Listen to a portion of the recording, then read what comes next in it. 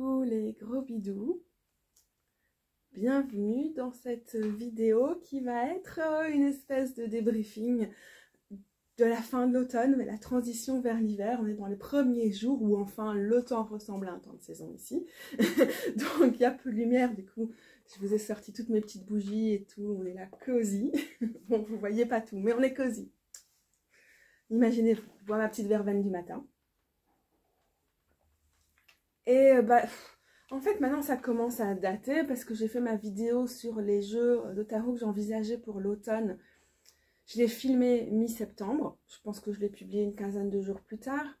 Et j'ai fait ma dernière vidéo débrief du mois fin septembre, pour le mois de septembre. Et là, on arrive à la fin novembre, hein, on est le 20. Et du coup, c'est l'occasion pour moi de faire le topo de quelle a été ma pratique du tarot cette saison, du tarot des oracles, quel jeu j'ai utilisé, comment je suis en train de tout doucement sentir un changement dans ma pratique et dans mes jeux alors qu'on arrive vers l'hiver, ce qui est quand même vraiment intéressant. Je crois pas qu'il y a un truc genre tous les ans c'est exactement la même chose qui se déroule, mais justement c'est intéressant de voir comment les énergies de la saison se déploient, comment j'interagis avec elles à ce moment-ci. Cette année-ci spécifiquement, avec tout ce qui est spécifique à ce que cette année 2022 a représenté pour moi. Pour une partie de cette période, j'ai été appelée quand même à... J'ai senti que c'était pas forcément le moment de partager trop sur YouTube et je me suis pas forcément sentie à l'aise avec ce médium. Tout ça pour dire que du coup j'ai aussi publié une newsletter, ce qui m'arrive pas souvent, ça faisait je crois 9 mois que j'en avais publié une. Mais que je pense continuer à publier quand même davantage de ce genre de vidéos, un peu débriefing, quel est mon ressenti et tout, sur ma newsletter. Donc si jamais c'est quelque chose qui vous intéresse, abonnez-vous, les liens sont en dessous. C'est pas une obligation ni rien, je ne vous dis pas que d'office, il y aura moins sur ma chaîne, c'est pas du tout le cas. Il y a peut-être juste des choses que je vais avoir plus envie de partager dans l'intimité relative de cet espace-là. Voilà. Ah, j'ai mon regard qui tombe ici sur un jeu. Et peut-être que je vais commencer par parler de lui en priorité.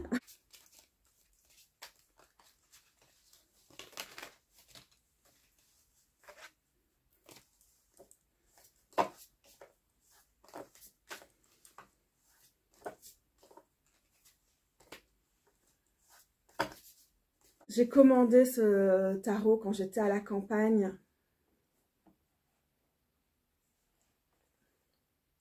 Est-ce que ma grand-mère venait de mourir ou est-ce qu'elle était encore en soins palliatifs et que c'était imminent? Je ne me souviens pas. Mais à ce moment-là, j'ai eu envie de ce tarot. Il m'est tombé dessus alors que sinon, je ne suis pas particulièrement attirée par ce Guardian of the Night.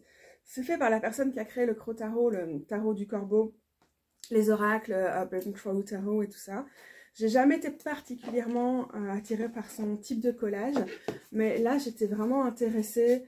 et j'en avais besoin à ce moment-là par cette thématique des animaux de la nuit, des plantes de la nuit, et quelque chose qui pour moi était vraiment très propice à cette saison, même si c'est vraiment pas le type de collage qui m'intéresse.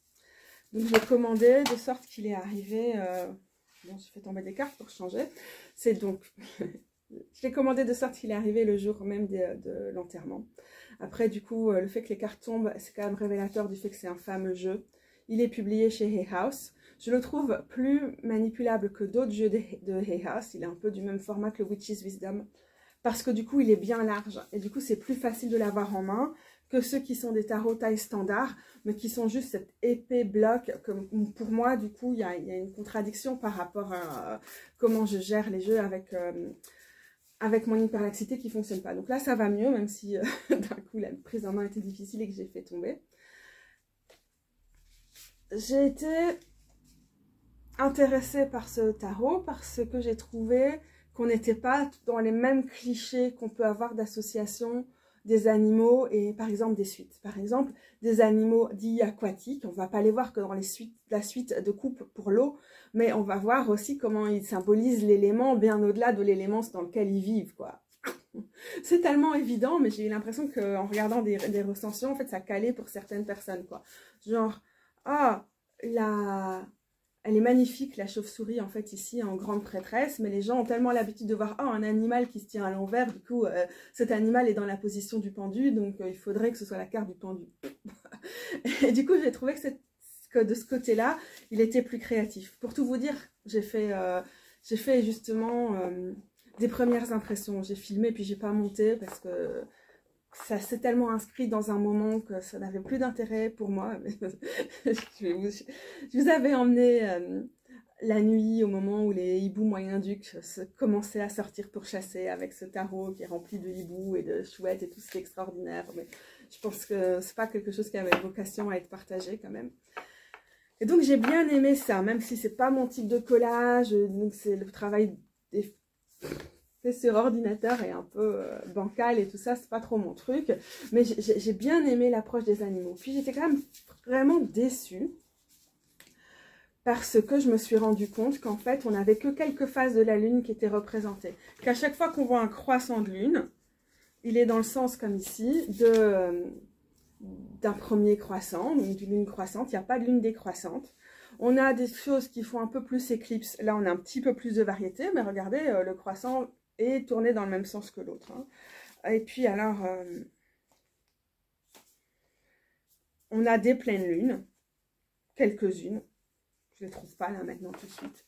Et c'est pareil, au début j'étais intéressée, j'étais oh des magnolias, oh, c'est intéressant. Et puis en fait je me rends compte, pour moi, comment moi je le vis, c'est qu'il y a une certaine paresse dans le fait qu'en fait c'est toujours les mêmes plantes qui reviennent. Et par rapport à un oracle dont je suis tombée amoureuse sur cette période-ci, qui est le Wooden Wardens, c'est genre que le fait que le choix est sur les Guardians of the Night, c'est les animaux, mais que les gardiens de la nuit, c'est pas les plantes qui viennent avec. Alors il y en a certaines où on a des solanacées qui sont vraiment extraordinaires. C'est toujours les mêmes magnolias qui sont en copier-coller de carte en carte, quoi. Mais quelle, vous voyez? Non mais parce que j'adore les magnolias, mais du coup là j'étais, ça marche pas. C'est quoi ce bazar?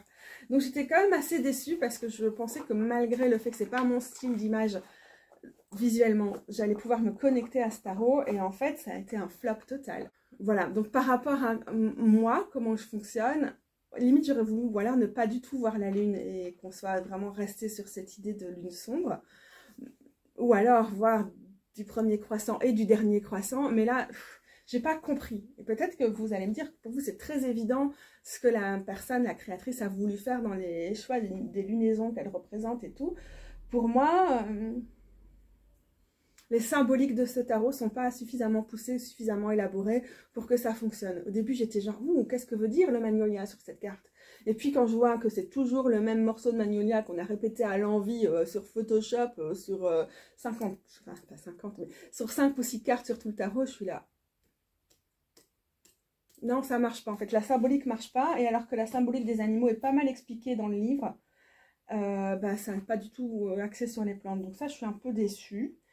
Et aussi, il y a eu quelques trucs sur le livre où, genre, c'était des concepts de développement personnel du style loi de l'attraction ou des trucs comme ça, un peu des lieux communs, mais super toxiques, quoi, du spiritual gaslighting, la positivité toxique et tout dans le livre. J'ai fait, c'est pas pour moi. Et pourtant, il y avait quand même quelque chose qui m'attirait. C'est rare que je craque sur des tarots pour lesquels ça fonctionne pas du tout. Là, il m'a appelé dans un contexte précis et je l'ai apprécié, mais juste pour quelques tirages. Et après, j'ai été... ses limites m'ont vraiment heurté.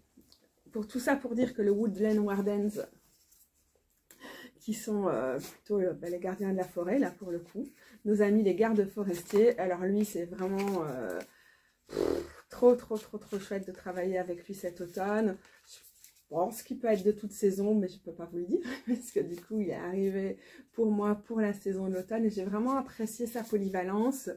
J'ai apprécié qu'il fonctionne avec plein de tarots différents et qu'il donne super bien en combinaison avec beaucoup de mes tarots. C'est très rare que j'utilise des oracles en carte du jour. Or là, il était vraiment intéressant dans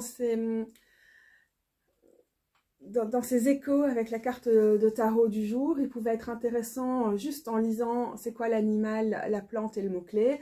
Il est intéressant en lisant le livre et en travaillant sur les questions qui sont posées.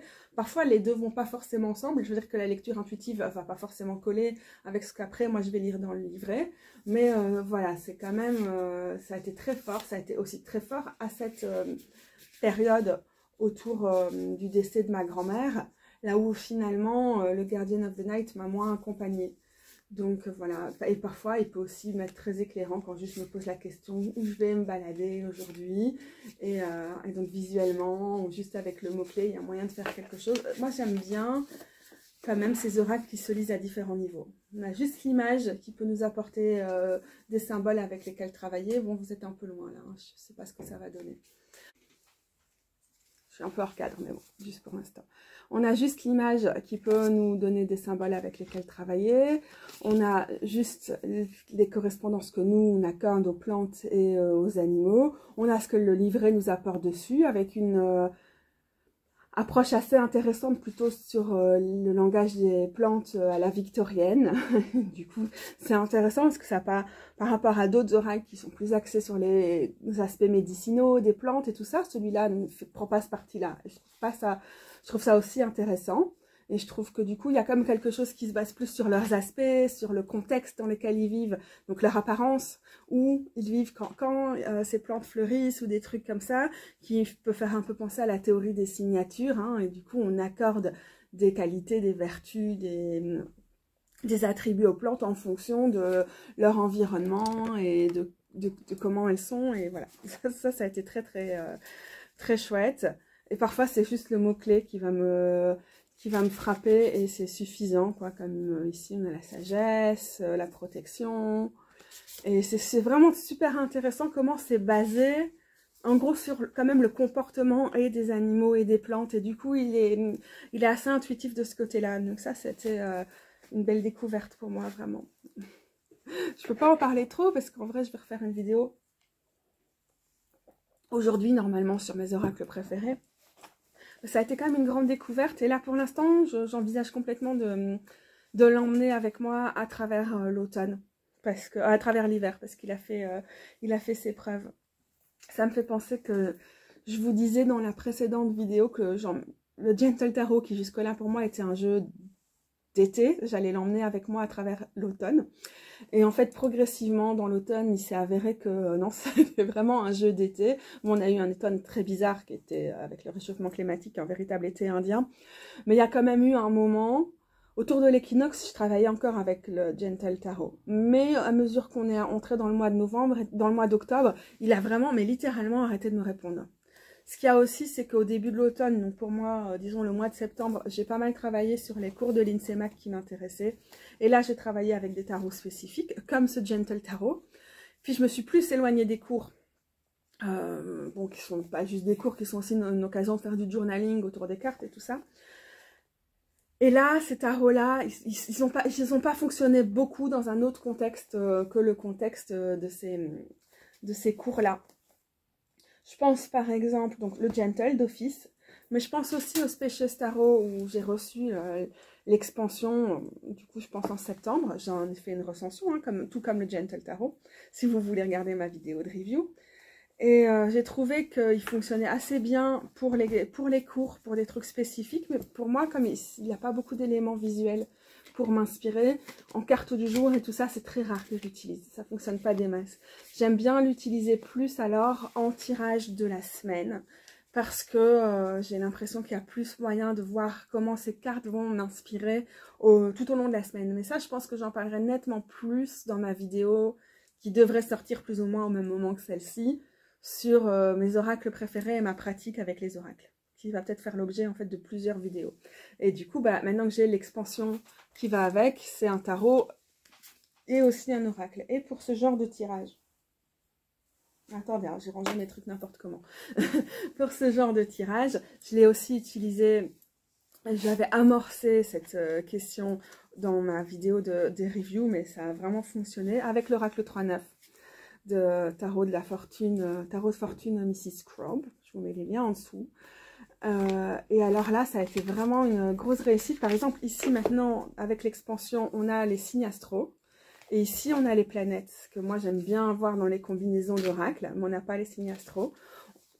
Et du coup, même si cet oracle n'est pas encore devenu un de mes oracles quotidiens, pour des tirages de la semaine avec le Spacious, ça a vraiment bien fonctionné. Dans la semaine ou dans un contexte précis du genre cycle lunaire ou des trucs comme ça. Donc ça, c'est quand même une révélation. Ça devient intéressant pour moi de comprendre que mes tarots du quotidien, la plupart d'entre eux, c'est des tarots qui peuvent servir à tout. Donc, ils peuvent servir pour mes tirages du jour ou mes impulsions du moment, comme ils peuvent servir pour mes tirages plus grands, liés à une semaine, à un événement, à une réflexion ou quoi. Et il y en a d'autres comme ceux-ci qui, visuellement, ne sont pas assez stimulants pour moi au niveau de mon intuition pour devenir des tarots que je vais utiliser en tarot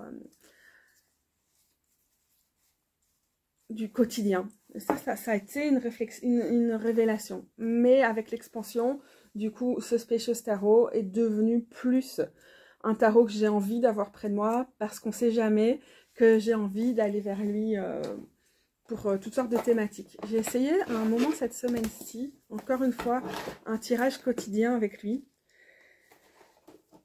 Et puis je me suis dit, ah non, non, non, mais il ne me répond pas trop sur ce genre de tirage-là. Je vais revenir. Ah bah c'était hier.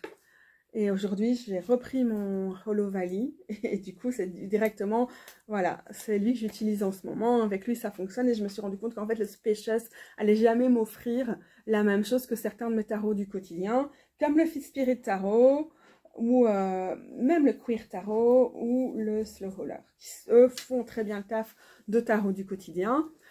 Le Queer Tarot, pour moi, reste un tarot que je vais utiliser de temps en temps, certaines semaines, pendant tout l'automne. Il a continué à être là, alors que je l'aurais vu plutôt comme un tarot estival, pour vraiment les tirages quotidiens du style carte centrale, à privilégier, carte de choses à privilégier, de choses à éviter, ou inspiration. Donc je l'utilise quasiment, parce que c'est un clone du Rider-Waite-Smith, que pour ce genre de tirage en 3 ou 4 cartes. Mais il continue à faire ce travail-là pour les petits tirages du quotidien. Honnêtement, je ne me vois pas faire des grands tirages avec lui. Je ne me vois pas faire des tirages en une carte. Mais le fait qu'il soit sur ma desserte, pas mal près de moi pour ce genre de tirage-là, est assez précieux en fait. Je ne le sors pas toutes les semaines, mais il y a des semaines où je vais l'utiliser 3-4 fois sur la semaine. J'ai encore fait ça il y a genre 1 ou 2 semaines, quoi.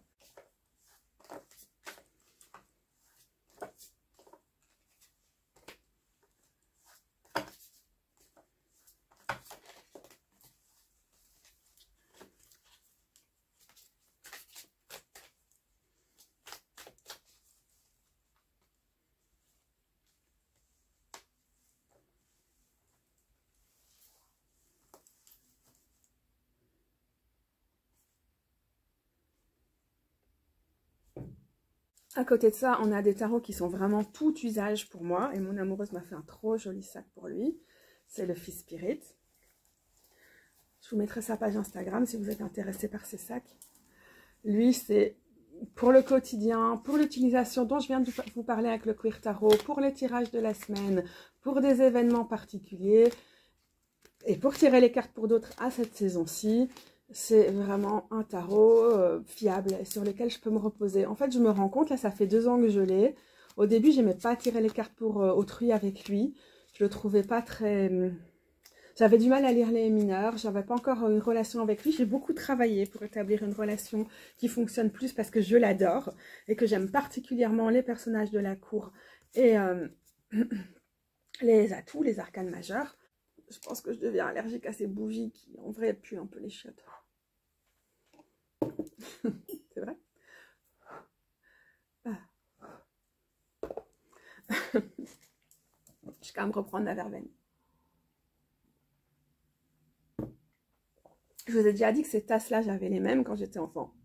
Je les ai gardées hyper longtemps et puis je les ai progressivement cassées. Même celle-ci, je l'ai même cassée dans un moment où j'étais en crise d'angoisse. C'était vraiment terrible.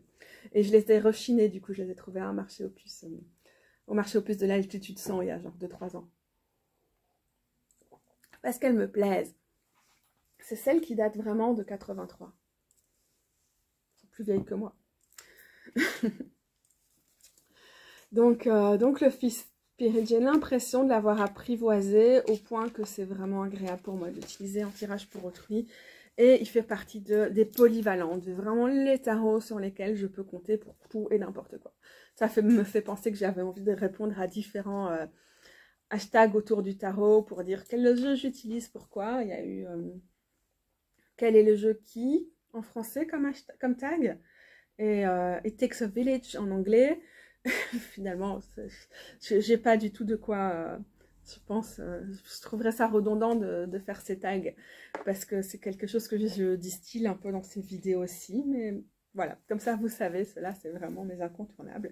Et pareil pour le Slow Hauler que je vous ai annoncé dans mes vidéos sur les jeux d'automne, c'est un de mes gros jeux d'automne. Et ça fait maintenant plus de 5 ans que je l'ai, et je pense que j'ai aussi vraiment mis beaucoup de temps pour l'apprivoiser, au point qu'il devienne un de mes incontournables.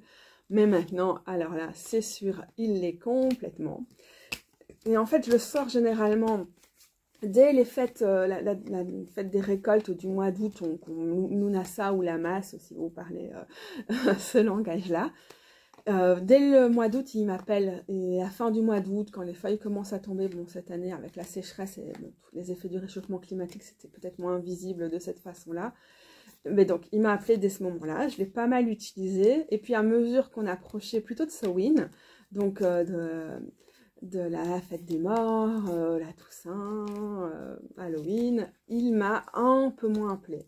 Je peux toujours compter sur lui, mais en fait, c'est vrai que pour moi, c'est vraiment un jeu d'automne, donc de la masse à Lunasa, avec l'équinoxe d'automne qui est certainement l'apogée de mon rapport avec le Slow Hauler, et maintenant avec plus de 5 années ou 6 années d'expérience avec lui, je peux vraiment l'affirmer.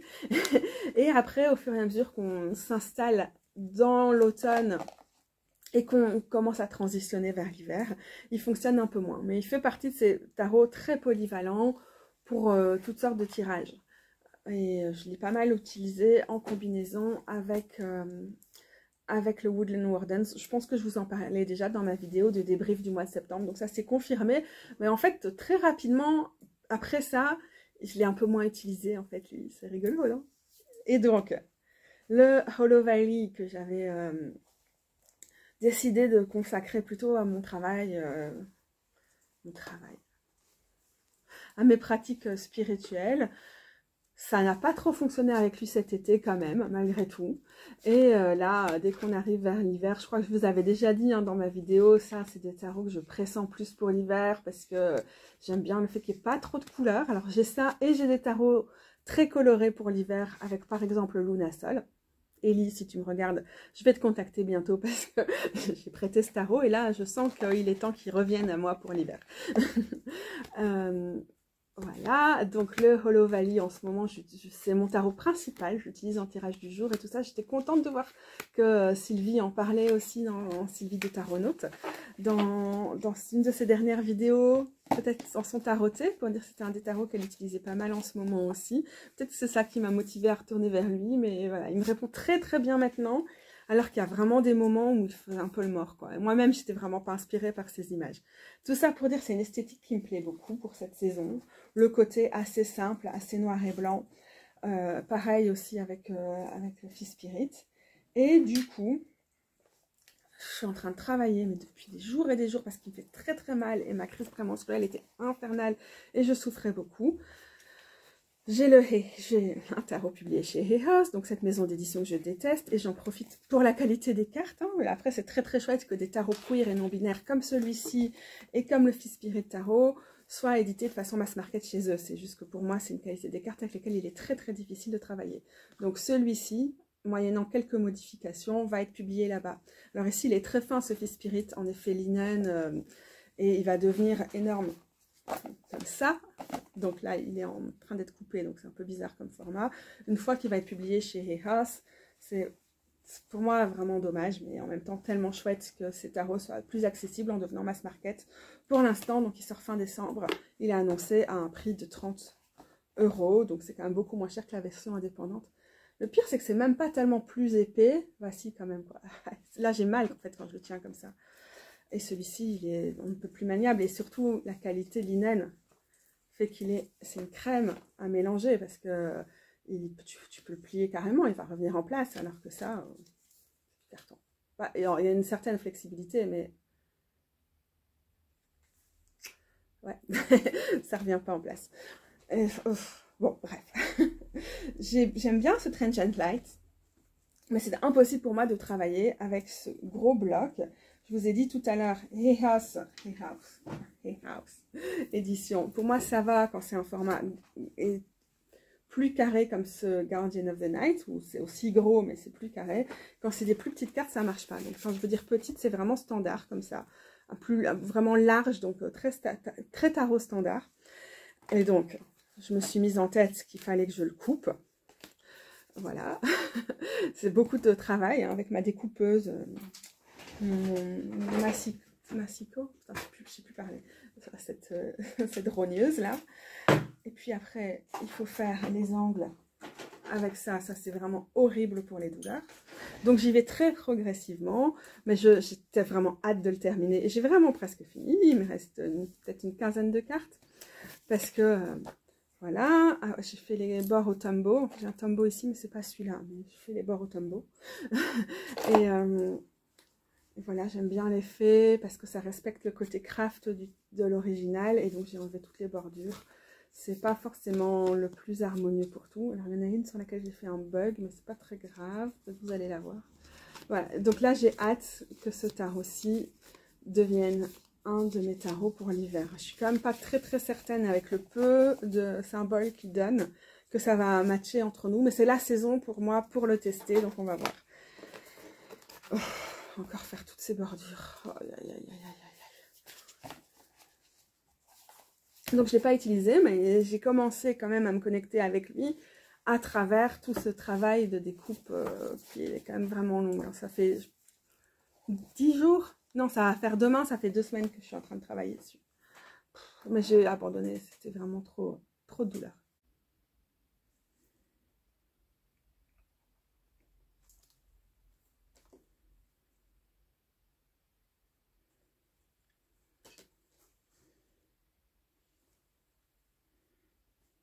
En tout cas, c'était vraiment intéressant pour moi d'observer cette transition progressive, ce chevauchement entre tarot d'été, tarot d'automne, entre le mois d'août et le mois de septembre. On a un peu des deux. Et puis, octobre à novembre, progressivement, on a tarot d'automne et tarot d'hiver qui se chevauchent. Et donc, je me rends compte que j'ai vraiment créé, avec les années et le fait d'avoir une quarantaine de tarots dans ma collection, des affinités saisonnière avec les tarots. Et bon, j'ai toute ma série tarot et saison, hein, j'ai une playlist là-dessus. Et ça m'a permis, je pense, le fait de faire cette playlist, de me rendre compte de ce qui marchait pour le plutôt au niveau visuel ou au niveau plein de choses que je vais associer aux saisons. Et puis maintenant, 2 ans plus tard, ou 3, je vois bien que ce qui fonctionne avec certains tarots et leur utilisation par saison, en fait, il y a ça, il y a les couleurs, il y a les thèmes, mais il y a aussi quelque chose qui me dépasse, mais qui s'est vraiment instauré dans ma relation à ces tarots et aux saisons. Ce qui va quand même un peu en écho avec un travail plutôt païen et un certain suivi des saisons, alors que je suis pas du tout sur les célébrations de la roue de l'année ou des choses comme ça. C'est pas des choses qui résonnent énormément pour moi. Mais ouais, je vibre quand même pas mal au niveau des saisons. J'ai adapté mon hôtel, j'ai enlevé ma décoration d'automne pour passer à ma décoration de mi-saison en allant vers l'hiver. D'ailleurs, je trouve que cette robe avec ces espèces de petits flocons fait aussi très hivernal. En fait, moi j'adore les décorations de Noël, hein, principalement pour leur kitsch. Et je ne vais pas m'y mettre tout de suite, mais je commence à avoir envie de distiller des petits éléments.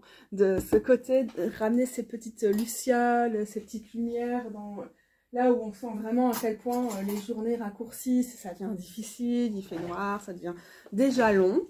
Parce que ça a été radical, cette fois-ci, on a eu un super bel automne. Et puis maintenant, d'un coup, il fait très sombre, il fait normalement froid pour la saison. Et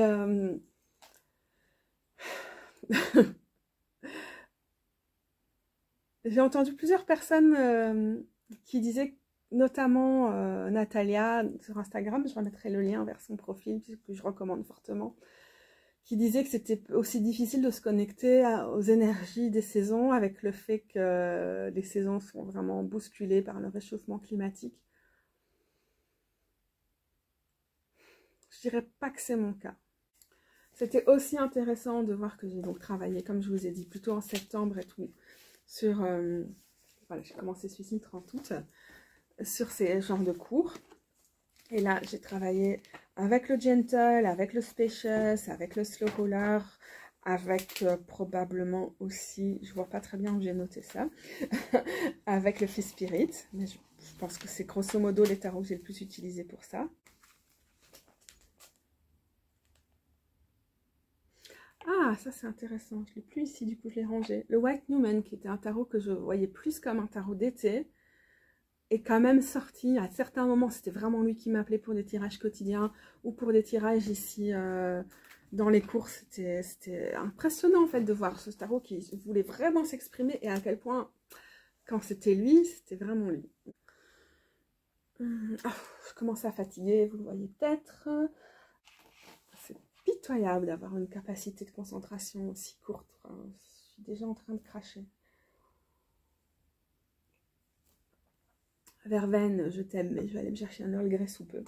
Donc, en fait, je voulais juste dire que j'ai quand même beaucoup eu recours aux oracles. Là, surtout récemment, à mesure qu'on a avancé dans le mois de novembre, la fin octobre et tout ça. À savoir ici l'oracle des pierres initiatrices de Julia Bosquero, où aussi j'en ai fait une review. Vous pouvez voir quelques cartes là en haut aussi, preuve que je vis avec lui. Et alors... le Dirt Gems. Mais comme je vais faire vraiment, j'ai l'intention, j'y crois encore aujourd'hui, une vidéo sur mon travail avec les oracles, quels sont mes oracles préférés et comment je travaille avec eux pour l'instant. Je ne vais pas en dire tellement plus et je vais vous inviter à voir cette vidéo qui sortira soit quelques jours avant, soit quelques jours après celle-ci. Un des tarots dont je dois absolument vous parler ici parce que je pense avoir appris à voir plus clair avec lui. Oh, je suis en train de regarder mes oracles et tout. Je ne vais pas vous parler de tout le monde. Vous voyez que j'ai le Nextworld Tarot qui est là au mur. Donc ça reste un des tarots que je n'utilise pas régulièrement, mais que je vais sortir pour à des moments spécifiques pour les cartes du jour ou pour des grands tirages. Et ça, c'est un tarot qui est quand même assez toute saison pour moi au final. Alors... ça, c'est le TA. Et lui, je voulais vraiment vous en parler parce que je vous en parlais ou je vous montrais des images à la toute fin de ma dernière vidéo de débrief parce que ce tarot sortait dans un contexte de encore une mort dans la famille cette année. Et en parlant avec Pamela de notre atelier, je vais mettre aussi les contacts de Pamela en dessous, by the way, je me suis rendu compte quelque chose que je n'arrivais pas à exprimer avant avec ce tarot-là. Donc, j'ai plusieurs tarots ancestraux, donc je vais vraiment privilégier pour le contact, le relationnel, les conseils, le bottage de popotin avec les ancêtres. C'est celui-ci, le TA, donc ce tarot féministe lesbien qui a maintenant presque 40 ans.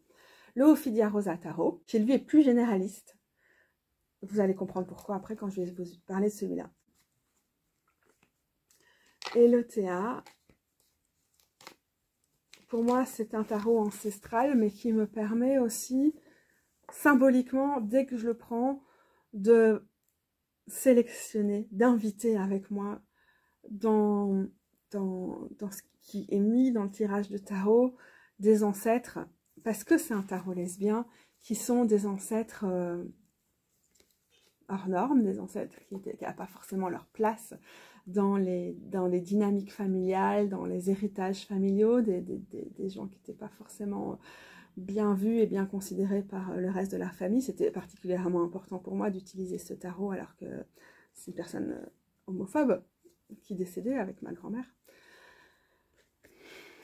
Et du coup, ça me permet, alors que le côté ancestral a été difficile justement parce que dans les personnes des plus anciennes générations qui sont encore vivantes dans ma famille, cette année, j'ai été rappelée de leur niveau d'homophobie. Et ça m'a profondément, je sais que c'est pas que ça, travailler avec les ancêtres et blablabla, gna gna gna, mais ça m'a profondément déroutée quand même dans ma relation dévotionnelle avec mes ancêtres. Et lui, du coup, c'est comme un talisman, en fait, ce tarot-là. Si je l'utilise, je sais que j'appelle à moi les ancêtres qui sont là dans le respect, et en même temps, qui ne vont pas hésiter à me botter le cul. Par exemple, bon, du coup, je me suis souvent fightée avec ma grand-mère, là, qui est morte il y a peu. Et c'est un oracle qui m'a permis à certains moments où j'étais genre, non, non, mais je lui fais la gueule depuis un an, mais en fait, je vais pas retourner la voir, elle me fait chier. Et alors, lui, il était là en mode, si, tu vas y aller, en fait, et j'étais là. Ok, parce que à travers ce tarot-là, le message que j'avais était explicite. J'avais vraiment des ancêtres qui étaient là, non, mais attends, tu sais qu'elle va mourir en fait, donc nous on a besoin que tu fasses ce taf, tu y vas. Ce qui m'a aussi permis de plus voir son fils, mon parrain, qui est mort en juin, sur les derniers mois de sa vie, alors que sinon c'est quelqu'un à qui j'avais assez peu de contact.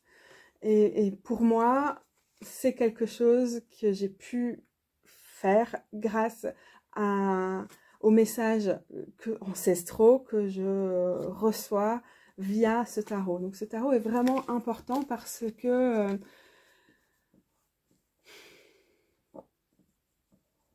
il me permet de me connecter à des ancêtres que j'estime être plus safe que d'autres. J'estime avoir beaucoup d'ancêtres, en tout cas au niveau de mon ADN et de mon arbre généalogique, qui sont deux choses très différentes. Parce que bon, hein, c'est pas parce que machin est l'enfant de machin que machin a vraiment couché avec machin. Enfin, donc on sait pas toujours d'où vient notre ADN. Bon, là-dessus, il y a quand même beaucoup de, comme tout le monde, de violence, et beaucoup de valeurs de ma famille qui sont pas du tout les miennes, quoi. Et en utilisant ce tarot-là, j'ai vraiment la possibilité de sentir, de savoir que ce qui répond, c'est les hors normes, c'est les anormaux, c'est ceux qui étaient aussi à la marge de la famille et qui pourtant peuvent être intégrés là-dedans. Je ne dis pas que les ancêtres, c'est que la famille, mais vraiment pas du tout. C'est pas du tout comme ça que je conçois le travail ancestral, mais par rapport à ce qui a émergé cette année, où beaucoup du travail ancestral était axé sur la famille, le TA a été, en tant que tarot lesbien, un allié, mais ouais, vraiment important. Et j'ai du mal à l'exprimer, à exprimer clairement à quel point je suis reconnaissante à ce tarot. Et quelle est sa place dans mon fonctionnement.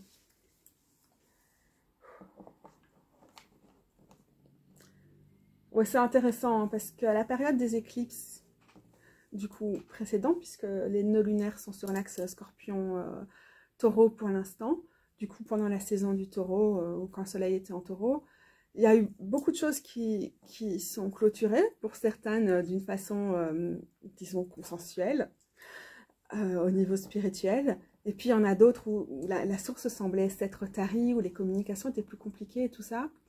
Et là, donc 6 mois plus tard, on arrive avec la nouvelle saison des éclipses qui maintenant est derrière nous, sur le même axe. Et ça, il y a plein de choses qui sont revenues, mais sous d'autres formes. Il y a des choses qu'on avait été d'accord de mettre en pause, qui ont pris d'autres formes et tout. C'est intéressant parce que j'en parlais dans ma vidéo exclusive pour la newsletter il y a genre un mois. Et depuis lors, il y a quand même des choses qui ont rebougé. Mais ça a été une période de doute et peut-être doute est certainement un mot qui va quand même avec, mais aussi de trouble et de... C'était pas un passage à vide, parce que j'en ai eu, mais là, c'était pas ça, c'était juste un gros moment de ménage, qui en fait n'était pas juste spécifique à la saison des éclipses, mais qui était tout ce qui était entre les éclipses. On était quand même un peu au paroxysme du passage des nœuds lunaires sur l'axe Gémeaux, pas Gémeaux justement, Taureau, Scorpion, alors que progressivement, les nœuds sont en train de bouger déjà vers Bélier, Balance. Oh, ça va être bizarre ça.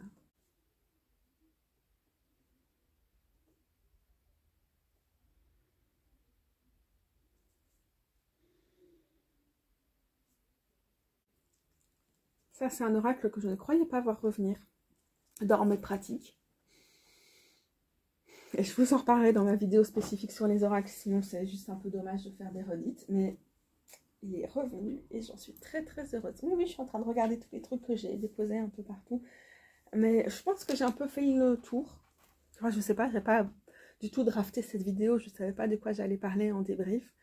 Parce que sur ce qui est de la manière de faire les tirages, je pense qu'on va beaucoup plus en parler dans ma vidéo sur les oracles et comment j'allie tarot et oracle du coup. Oh merde, ok d'accord, je suis en train d'essayer de faire quelque chose dans mon agenda, mais j'étais en novembre 2022, j'étais genre, mais j'ai rempli cette page de novembre, oui, en 2022, mais pas en 2023 bien sûr, Katou. Je pense que vous avez déjà montré, hein. Je me suis assez bien, je continue à bien m'amuser avec ce journal centralisateur, cet agenda que j'utilise en journal centralisateur. Ouais, donc ça c'est fait, sur tout ce qui est journaling et tout. Il y a des choses qui se sont vraiment décoincées récemment. Le hand lettering et tout, je m'amuse toujours autant, quand les douleurs le permettent, et parfois ça vient vraiment s'ancrer dans la question de... Par exemple, hein, si vous avez vu ma dernière vidéo qui était consacrée à la reine de bâton et à des exercices pour se connecter à cette carte-là, finalement, c'est des exercices qui me permettent de vraiment canaliser quelque chose avec la carte. Du coup, vous serez peut-être intéressé de voir que, comme ça c'était en début de semaine, le lundi matin, et je crois que j'ai fait ma vidéo le dimanche, du coup, bah, j'écris un peu en hand lettering avec des fautes, des trucs qui sont moins bien réussis autour de la reine de bâton, les premières choses qui viennent, ce qui est aussi une façon intéressante de travailler avec les archétypes du tarot, de relationner avec eux, ce qui est un de mes questionnements du moment. Et ça, vous avez pu le voir sans l'ombre d'un doute dans cette vidéo-là, et on en reparlera peut-être à d'autres moments. Moi, je pense qu'il est temps pour moi de faire une pause, préparer un Earl Grey, faire une méditation le temps que mon Earl Grey refroidisse, et puis faire cette vidéo sur les oracles. Mais en fait, probablement qu'une fois que j'aurai terminé, je vais penser à plein d'autres choses que j'aurais pu vous dire sur ce débrief. Ah oui, je sais, non, il y a quand même un truc que je voulais faire. C'était regarder dans ma vidéo précédente sur les jeux d'automne. Est-ce qu'il y a des choses que je devais dire, genre des tarots que j'ai pressentis et qui finalement sont vraiment pas là? Je vous ai parlé du gentle et tout ça. Évidemment, je ne sais plus du tout ce que je disais dans cette vidéo, mais je peux juste regarder la liste des jeux que j'ai montrés et que j'ai envisagés. Ouais, ok, d'accord. On a parlé de la plupart. Ah, le Our Tarot, je ne l'ai pas utilisé. Quelques tirages au début, au moment où j'ai fait cette vidéo, mais après, j'ai pas terminé. Le Citadel Deck non plus. Le Next World, donc on a vu là derrière, juste quelques tirages, mais pas plus que ça. Pas l'oracle de la forêt de soigne. Le Wild Unknown Archetypes, j'en parlerai dans ma vidéo sur les oracles, mais non, finalement, pas plus que ça non plus. Et donc, qu'est-ce que je devais vous montrer quand j'ai vu ça? Le Wild Unknown, oh, il est caché là derrière, je vais pas aller le chercher. Oui, ça fait partie quand même des tarots que j'utilise, vraiment au niveau plus spirituel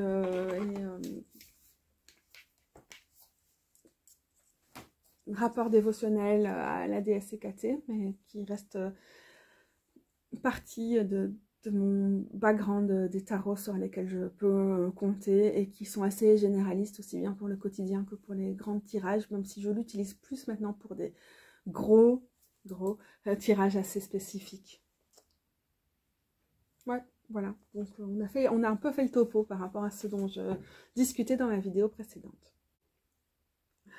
Et donc sur ce, salut les gros bidous, merci de m'écouter, de me suivre et de me voir évoluer encore après toutes ces années dans ma pratique du tarot, parce que oui, ça n'est jamais figé, ça n'est jamais fixe, et il y a toujours des choses à changer, à adapter, des choses qui vont évoluer, et c'est vraiment quelque chose qui bouge de façon très organique. On est vraiment dans une co-création pour moi avec les archétypes, les images, le visuel, tout ce qui est présent dans le tarot, et aussi avec les différents jeux qui vont permettre de matérialiser ou de symboliser certains des aspects des cartes. Donc voilà, je pense que c'est tout. Merci et à bientôt.